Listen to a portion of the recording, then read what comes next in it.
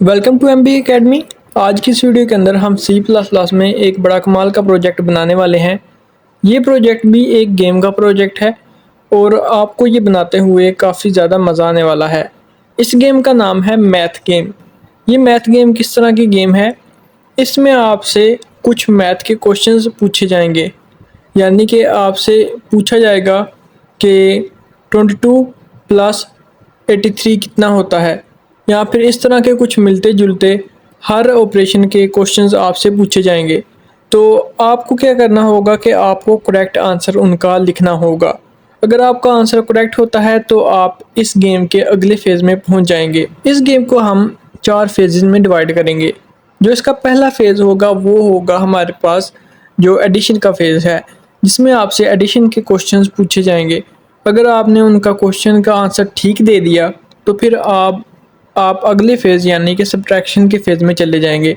इसी तरह मल्टीप्लिकेशन और डिवीजन का फेज़ आएगा, यानी कि ये जो गेम है वो 4 हिस्सों पर बनेगी। और अगर आप ये गेम कंप्लीट कर लेते हैं तो आपको कॉन्ग्रेचुलेट किया जाएगा, वरना आप अगर किसी भी फेज़ के दरमियान हार जाते हैं या उसका आंसर करेक्ट नहीं दे पाते तो आप इस गेम से आउट हो सकते हैं या फिर इस गेम को दोबारा खेल सकते हैं। तो इसमें एक थोड़ी सी कंडीशन हमने ये रखी है कि आपको इसमें एक महसूस वक्त तक उस क्वेश्चन का आंसर देना होगा। मिसाल के तौर पे आपसे अगर पूछा जाता है कि 2+3, यानी कि ये एग्जांपल के तौर पे मैं दे सकता हूँ, इससे थोड़े से डिफ़िकल्ट भी आ सकता है और आसान भी आ सकता है। अगर आपसे ये पूछा जाए कि 2+3 कितना होता है तो आपके पास मे बी के 5 सेकंड हो। अगर आप उन 5 सेकंड्स के अंदर उसका आंसर दे दें तो आप अगले यानी कि अगले स्टेप की तरफ मूव कर जाएंगे। तो आप यहाँ पर इसका आउटपुट भी देख रहे हैं। आउटपुट में सबसे पहले ऊपर welcome to math quiz game लिखा हुआ है और उसके नीचे प्लीज़ इंटर नेम। यहाँ पर आप अपना नेम इंटर कर सकते हैं। तो नीचे उसने ग्रीट किया है आपको हेलो मैर, और यहाँ पर लिखा हुआ है लेवल 1 एडिंग क्विज। ठीक है, तो यहाँ पर जो इसका पहला फेज़ है वो एडिशन का है। तो इसमें इसने बताया है कि you have only 5 second to solve each question. आपको हर क्वेश्चन को सॉल्व करने के लिए सिर्फ 5 सेकंड्स दिए जाएंगे। तो यहाँ पर मैंने नीचे जो मेरे पास क्वेश्चन नंबर 1 आया है वो आया है मेरे पास 2+9 कितना होता है। तो यहाँ पर मैं 11 लिख देता हूँ।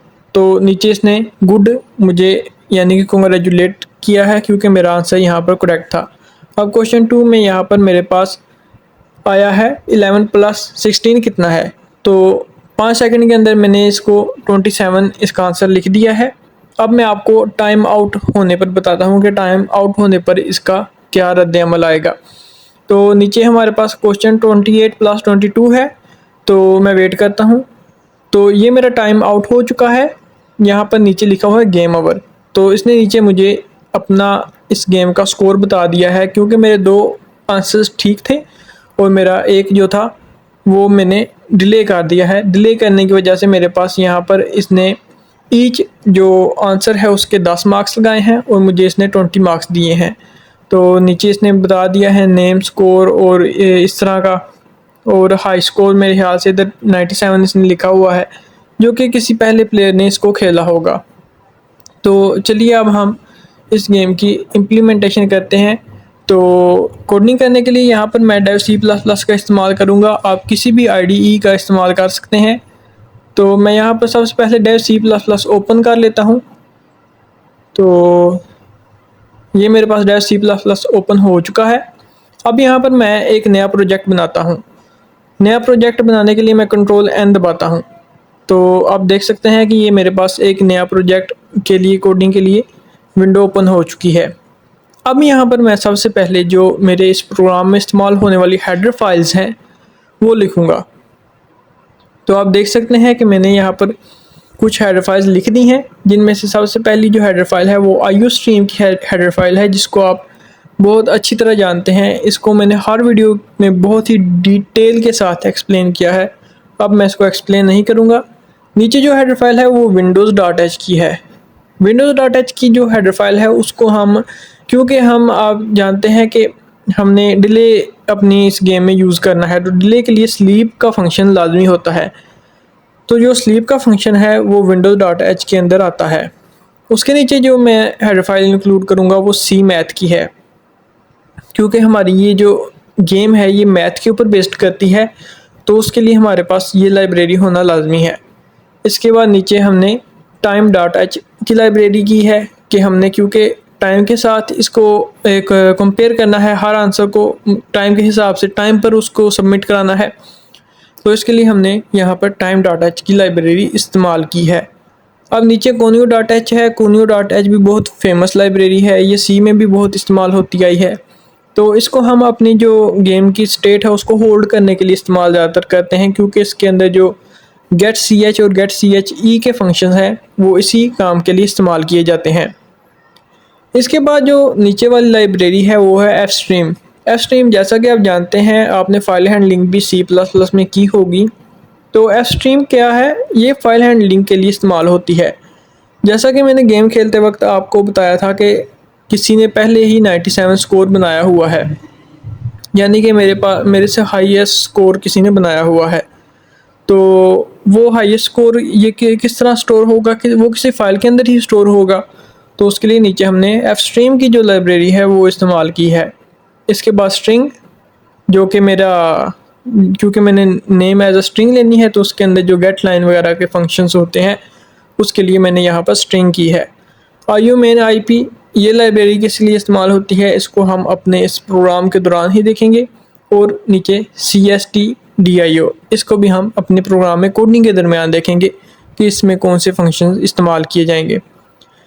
अब नीचे हम using name space S T D लिख देते हैं। Using name space S T D लिख दिया है और अब हम कुछ ग्लोबल वेरिएबल्स बनाएंगे। इसमें से पहला जो वेरिएबल है वो इंट जे है, उसके बाद स्कोर है और नीचे हमने स्ट्रिंग आगे एफ एफ लिखा है। इन ग्लोबल वेरिएबल्स का इस्तेमाल हम अपने प्रोग्राम में नीचे देखेंगे। तो अब सबसे पहले मैं इस प्रोग्राम में अपना मेन फंक्शन बना देता हूँ। मेन फंक्शन मैंने बना लिया है और नीचे रिटर्न ज़ीरो कर दिया है। इस मेन फंक्शन के अंदर सबसे पहले मैं एक लूप लगाऊंगा। तो क्योंकि हमारी जो गेम्स होती हैं वो इन्फिनिटी स्टेट तक चलती हैं, तो हम यहाँ पर एक इन्फिनिटी लूप लगाएंगे। जब भी किसी लूप को इन्फिनिटी बनाना होता है तो हम उसको ट्रू कर देते हैं। तो नीचे मैंने वाइल लिखा है और वाइल को ट्रू कर दिया है। इस वाइल के अंदर ही हमारी सारी गेम बनेगी, जितनी भी हमारी गेम का कोड है वो इसी वाइल के अंदर बनेगा। तो यहाँ पर नीचे मैंने जे इक्वल टू ज़ीरो और स्कोर इक्वल टू ज़ीरो, ये दोनों मैंने इनको वैल्यू असाइन कर दी हैं। जैसा कि मैंने बताया था कि इनका इस्तेमाल हम अपनी कोडिंग में देखेंगे। तो देख सकते हैं कि स्कोर का जो वेरिएबल है वो स्कोर स्टोर करने के लिए इस्तेमाल होगा और जो जे का वेरिएबल है वो हमारी इटरेशन को कंट्रोल करने के लिए इस्तेमाल होगा, यानी कि हमारे लूप की इटरेशन कि हमारे जो यूज़र है उसको कितने क्विज़ गेम के अंदर क्वेश्चंस दिए जाएं, इस तरह के जितने भी इटरेशन हैं वो इसके लिए इस्तेमाल होंगी। तो क्योंकि यहाँ पर हमारे पास गेम की इनिशियल स्टेट है, तो इनिशियल स्टेट में हमारे पास ये दोनों चीज़ें ज़ीरो होंगी। तो इसके लिए हमने स्कोर को भी इक्वल टू ज़ीरो कर दिया और जे को भी इक्वल टू ज़ीरो कर दिया है। अब नीचे क्या करना है, नीचे जाने से पहले मैं आपको बता दूं कि मैंने थोड़ी सी यहाँ पर एक चीज़ इस्तेमाल की है, वो है साउंड। यानी कि गेम को प्ले करते वक्त आपको साउंड तो नहीं आया होगा, लेकिन जब आप खुद गेम प्ले करेंगे तो आपको साउंड ज़रूर आएगा। वो साउंड किस चीज़ का है, वो साउंड है बीप का। मैंने इस गेम के अंदर बीप साउंड इस्तेमाल किया है, जो कि हमारी गेम है उसको और भी ज़्यादा अट्रैक्टिव बनाता है। उसके लिए नीचे मैंने बीप का फंक्शन इस्तेमाल किया है। नीचे जो मैं जितना भी कोड लिखूँगा उस कोड में क्या होगा, उस कोड में मेरे पास एक बैनर शो होगा, जो मेरे पास वेलकम, वो जो पहला बैनर था वो, और यहाँ पर मैं अपने यूज़र का नेम इनपुट करूँगा और उसको ग्रीट करूँगा। ठीक है, तो उसके लिए नीचे ये जितना भी कोड है ये वो वर्क परफॉर्म करेगा। इसमें जो पहली लाइन है वो है बीप, जो कि बीप साउंड जनरेट करेगी। इसके बाद मैंने नीचे welcome to math quiz game लिख दिया है और इसके बीच भी मैंने बीप साउंड को मुख्तलिफ फ्रीक्वेंसी से मैनेज करके एक बड़ा ही प्यारा सा म्यूज़िक बनाया है। तो नीचे मैंने लिखा है प्लीज़ इंटर योर नेम, जिस पर यूज़र अपना नेम इनपुट करेगा, और मैंने यहाँ पर सी इन और FF लिख दिया है जो कि मेरे यूज़र का नेम स्टोर करेगा। आप FF की बजाय आप यहाँ पर अपने प्लेयर नेम भी लिख सकते हैं वेरिएबल में। तो जो FF हमारे पास वेरिएबल है उसका इस्तेमाल हमारे प्लेयर के नेम स्टोर करने के लिए किया जाएगा। अब नीचे मैं अपने जो प्लेयर है उसको ग्रीट करूँगा, तो मैंने नीचे लिख दिया है हेलो और आगे मैं प्लेयर का नेम लिख दूँगा। तो नीचे मैंने एक लूप लगाया है जो a=5 है और a>0 और a किया है और उसके नीचे मैंने किया है get ready to play in. अब नीचे यहाँ तक हमारे पास जो बैनर वगैरह का सारा फंक्शन और इनिशियली जो यूज़र हमारे को दिखेगा जब वो गेम में इंटर होगा तो वो हमने बना लिया है। अब हम अपने पहले फ़ेज़ की तरफ चलते हैं, यानी कि एडिंग वाला जो हमारा फ़ेज़ है वो बनाते हैं।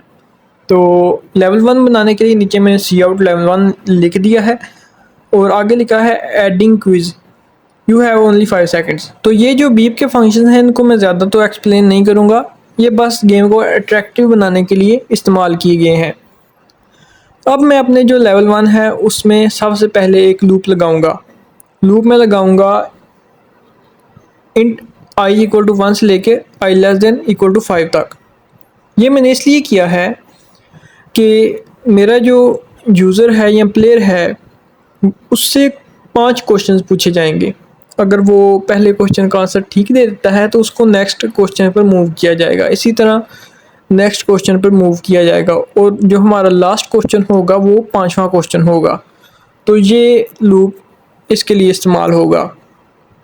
इस लूप के अंदर सबसे पहले हमने अपने जो नंबर्स हैं उनको जनरेट कराना है, क्योंकि जो यूज़र से क्वेश्चन किया जाएगा वो नंबर्स रैंडम नंबर्स होंगे। ठीक है, वो रैंडम नंबर्स किस तरह जनरेट होंगे, वो रैंडम नंबर्स रैंड फंक्शन की मदद से जनरेट होंगे। तो उसके लिए नीचे मैंने srand टाइम और इसके अंदर 0, इसके अंदर आप नल भी लिख सकते हैं, 0 कर दिया है क्योंकि ये हमारे पास जो रैंडम फंक्शंस हैं रैंडम नंबर्स हैं उनको जनरेट करने के लिए बहुत ही ज़्यादा यूज़फुल है। अब नीचे मैं 2 वेरिएबल्स बनाऊंगा, एक का नाम मैंने इंट a रखा है और दूसरे का नाम मैंने b रखा है। अब ए के अंदर मैं पहला रैंडम नंबर जनरेट कराऊंगा, तो उसके लिए आगे मैंने रैंड के फंक्शन को इस्तेमाल किया है और आगे %10 + 1 + 10 और इसी तरह जो दूसरा वेरिएबल है उसके अंदर रैंडम नंबर जनरेट करने के लिए मैंने रख दिया है, रैंड फंक्शन को कॉल कर लिया है। अब जो रैंडम नंबर्स हैं वो जनरेट होके ए और बी के अंदर स्टोर हो जाएंगे। तो नीचे मैंने अब सी आउट और क्वेश्चन लिखा है और क्वेश्चन के आगे मैंने आई, और आई क्या है, आई हमारे पास जो कह सकते हैं आप इंडेक्स नंबर हो गया या सीरियल नंबर हो गया, ताकि यूज़र को पता चल सके कि उसने वो किस क्वेश्चन पर है। तो आगे मैंने लिखा है ए और प्लस बी और नीचे मैंने इंट नंबर इनपुट।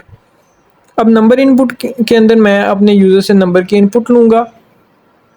तो टाइम स्टार को आगे मैंने टाइम 0 का दिया है क्योंकि मेरे पास 0 से स्टार्ट होगा टाइम, और आगे मैंने इंट y=5 कर दिया है। ये जो y=5 वेरिएबल है ये भी हमारे यहाँ पर क्वेश्चन को हैंडल करने के लिए इस्तेमाल किया जाएगा। अब नीचे मैंने एक वाइल लूप लगाया है और उसके अंदर कंडीशन रखी है नॉट KB हिट। जैसा कि आप जानते हैं कि जो KB हिट का फंक्शन होता है इसका मतलब होता है कीबोर्ड हिट। तो ये कीबोर्ड हिट, जब भी कीबोर्ड पर हिट होगी, कोई भी की इंटर होगी, तो ये रिटर्न में ट्रू रिस्पॉन्स करेगा। तो उसके लिए नीचे मैंने यहाँ पर ये कंडीशन लगाई है। अब इसके नीचे मैंने रखा है कि if ABS time out time minus start >5, अगर 5 से बड़ा हो जाए हमारे पास टाइम तो हम j=1 कर देंगे और हम अपने इस लूप को ब्रेक कर देंगे। तो इसके बाद क्या होता है, इसके बाद अगर j=1 हो जाए तो j हमारे पास ऊपर क्या किया था, हमने j को 0 पर सेट किया था।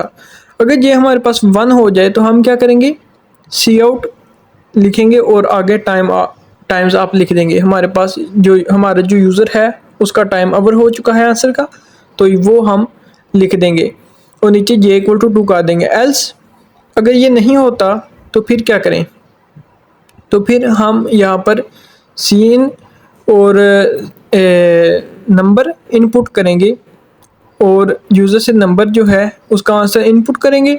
और if time 0 minus start greater than 5, अगर वो नंबर इनपुट करने के बाद भी टाइम इंटर नहीं कर और टाइम गुजर जाता है तो हमारे पास वो भी टाइम आउट हो जाएगा। तो उसके नीचे मैंने एल्स इफ़ कंडीशन लगाई है। तो अगर हमारे पास जो नंबर इनपुट है यूज़र से किया गया नंबर इनपुट और a प्लस बी अगर इक्वल है तो हम यूज़र को कंग्रेचुलेट करेंगे, गुड। तो अगर ये इक्वल नहीं होंगे तो हम नीचे लिखेंगे एल्स के अंदर सी आउट रॉन्ग आंसर। तो हम अपने अगले जो क्विज़ है या फिर अगले आंसर की तरफ मूव कर देंगे या फिर हम इस गेम को लेफ़्ट कर जाएंगे। तो उसके बाद हमने नीचे इफ़ जे इक्वल टू 2, अगर जे हमारे पास इक्वल टू 2 है ना, 2 हमारे पास किस वक्त आएगा? यहाँ टाइम आउट हो जाएगा या फिर हमारा यूज़र रॉन्ग आंसर देगा तो हमारा एक बीप बजेगा। तो नीचे मैंने इफ़ जे इक्वल टू 2 और ब्रेक और आगे बीप मैंने साउंड जनरेट कर दिया है। और अगर हमारा ऐसा नहीं होता तो हम क्या करेंगे? अपने यूज़र का स्कोर इंक्रीज़ करेंगे। तो नीचे मैंने स्कोर प्लस इक्वल टू 10 कर दिया है। अब यहाँ तक हमारे पास जो एडिंग वाला लेवल है वो कंप्लीट हो चुका है। अच्छा, तो इसके बाद जो हमने अपना अगला जो लेवल था वो था हमारे पास सब्ट्रैक्शन का लेवल। तो सब्ट्रैक्शन का लेवल सिमिलर है बिल्कुल इसी तरह जो हमारे पास एडिशन का लेवल है। जहाँ पर हमने ऐड करके आंसर स्टोर कराया था वहाँ पर हमने सब्ट्रैक्ट करके आंसर स्टोर कराना है। तो उसको मैं नहीं बनाऊँगा, वो एज अ असाइनमेंट आपको मैं असाइन करता हूँ ताकि आप अपनी कोडिंग थोड़ी सी खुद भी करें। तो अगला हमारे पास जो थर्ड लेवल है वो है मल्टीप्लिकेशन का लेवल। तो मल्टीप्लिकेशन का लेवल हम देख लेते हैं। तो जो मल्टीप्लिकेशन का लेवल है उसके लिए मैंने सबसे पहले एक फॉर लूप लगा दिया है और फॉर लूप को मैंने इंट y इक्वल टू 1 और इसको मैंने y प्लस प्लस करके 2 तक चलाना है। यानी कि इसने एक ही इटरेशन लेनी है, लेकिन एक इटरेशन के अलावा भी इसके अंदर एक कंडीशन है जो कि है j नॉट इक्वल टू 2। आप सोचिए j क्या है? j था हमारे पास, ये डिफाइन करता था कि हमारा जो प्लेयर है वो गेम जीत गया है या नहीं। तो अगर j इक्वल टू 2 हो जाए तो या तो हमारे प्लेयर का टाइम आउट हो जाता है या हमारे प्लेयर एक रॉन्ग आंसर देता है। तो हमारे पास j इक्वल टू 2 नहीं होना चाहिए अगले लेवल तक जाने के लिए। तो उसके लिए मैंने यहाँ पर j नॉट इक्वल टू 2 लिखा है। अब इस फॉर लूप के अंदर मैं सबसे पहले वही काम करूँगा जो मैंने अपने फर्स्ट के अंदर किया था कि level 3 multiplication quiz you have 5 seconds और आगे बीप मैंने कर दिया है। तो नीचे मैं उसी तरह एक फॉर लूप लगाऊंगा जो कि 1 से लेके 5 तक चलेगा, जिसका मतलब है कि हम अपने यूज़र या प्लेयर से 5 क्वेश्चंस पूछेंगे। तो नीचे इसकी बॉडी के अंदर मैंने एस रैंड टाइम 0 यानी कि जो रैंडम नंबर्स हमने सबसे पहले जनरेट कराने हैं उसके लिए लिख दिया है। नीचे मैंने वही उसी तरह 2 वेरिएबल्स बनाए हैं ए और बी, जो कि हमारे पास जिनके अंदर हमारा जो रैंडम नंबर्स हैं वो स्टोर होंगे। नीचे मैंने सी आउट लिखा है क्वेश्चन और आगे सीरियल नंबर के लिए आई ए मल्टीप्लाई बी और आगे मैं इससे पूछ रहा हूँ यूज़र से। अच्छा, नीचे मैंने उसी तरह नाम इनपुट नाम का वेरिएबल बनाया है, बिल्कुल सेम टू सेम जिस तरह ऊपर था वही चीज़ नीचे भी फॉलो हो रही है और वही चीज़ हर हमारे लेवल के अंदर फॉलो होगी।